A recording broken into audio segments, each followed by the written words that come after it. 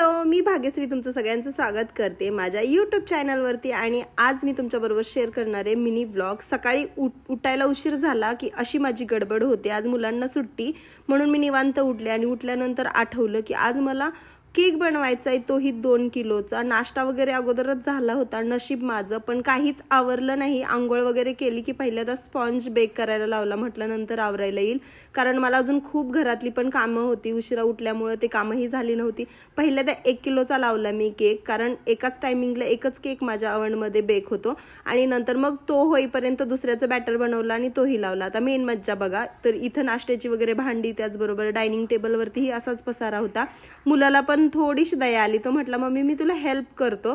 मग त्यांनी मला भांडी लावायला मदत केली, नंतर किचन वगैरे साफ केलं आणि अजून खूप सारी कामं आहेत। तर आणि केकही बनवायचा आहे। तर नेक्स्ट व्लॉग तुम्हाला बघायला आवडेल का? तोपर्यंत कमेंट करून सांगा। हा आवडला असेल तर लाईक करा।